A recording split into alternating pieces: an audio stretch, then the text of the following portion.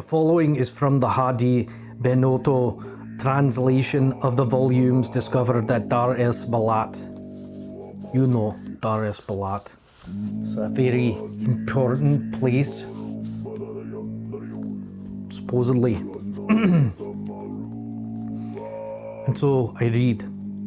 I was born Leto Atreides II more than 3,000 standard years ago, measuring from the moment when I caused these words to be printed. My father was Paul Muad'Dib. My mother was his Fremen consort, Chani. My maternal grandmother was Farula, a noted herbalist among the Fremen.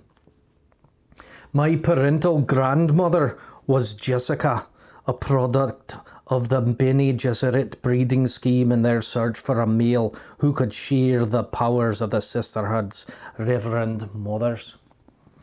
My maternal grandfather was Liet Kynes, the planetologist who organised the ecological transformation of Fracas. My paternal grandfather was the Atreides, descendant of the house of Atreus, and tracing his ancestry directly back to the Greek original. Enough of these bagats. My paternal grandfather died, as many good Greeks did, attempting to kill his mortal enemy, the old Baron Vladimir Harkonnen. Both of them rest uncomfortably now in my ancestral memories.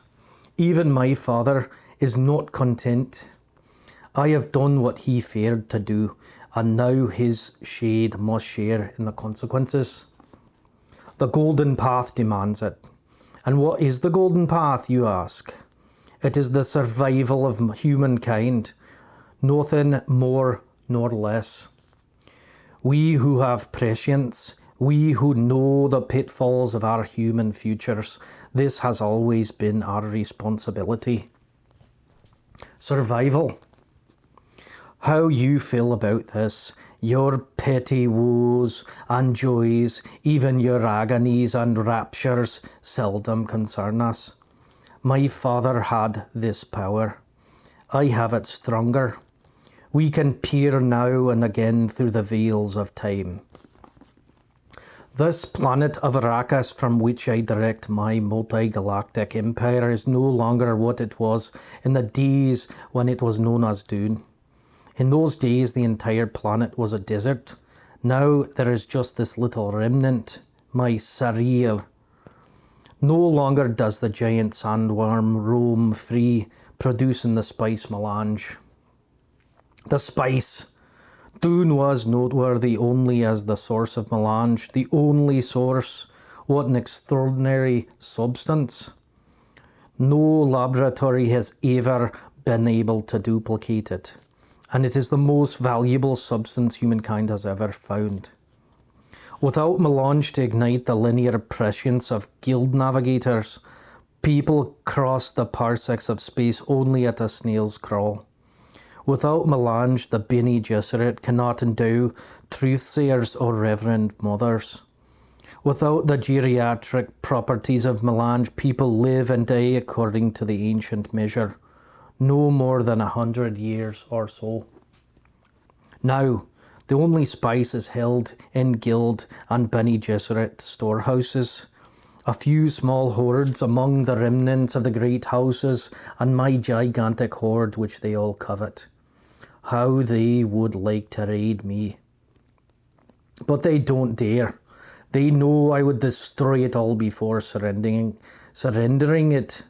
No, they come hat in hand and petition me for melange. I said it weird. No, they come hat in hand and petition me for melange. I dole it out as a reward and hold it back as punishment. How they hate that. It is my power, I tell them. It is my gift. With it I create peace. They have had more than 3,000 years of Leto's peace.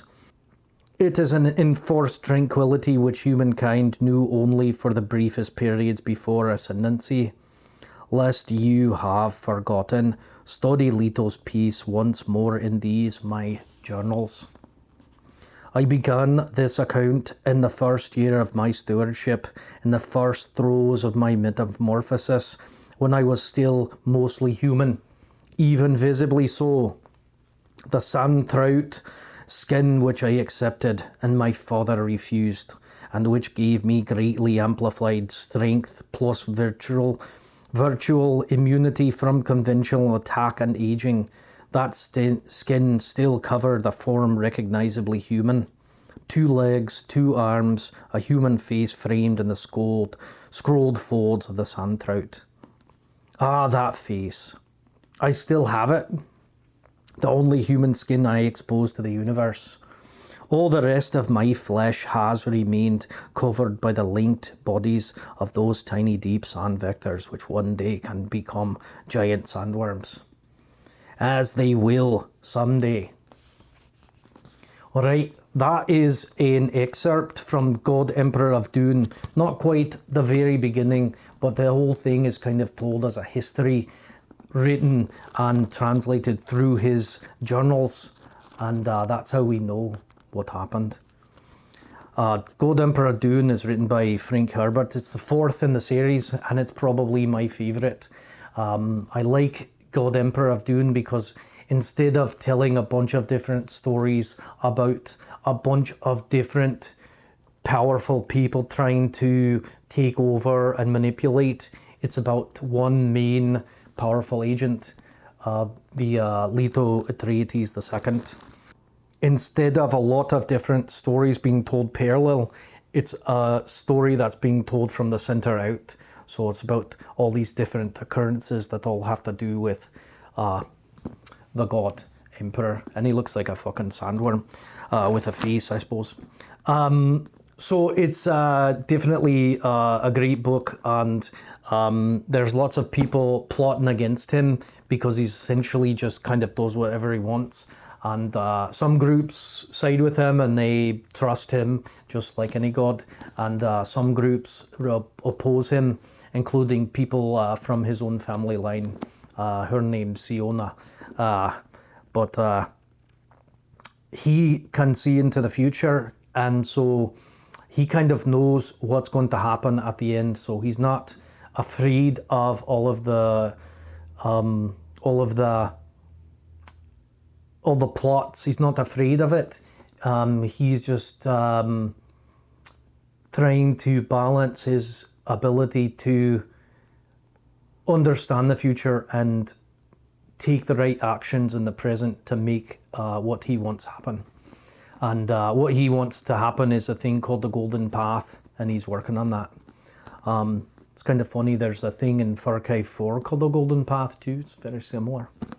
Not really. I'm going to read the back of the book real quick here. That way you can get a little bit more. Essentially, if you've been reading Dune, just keep reading Dune, you know.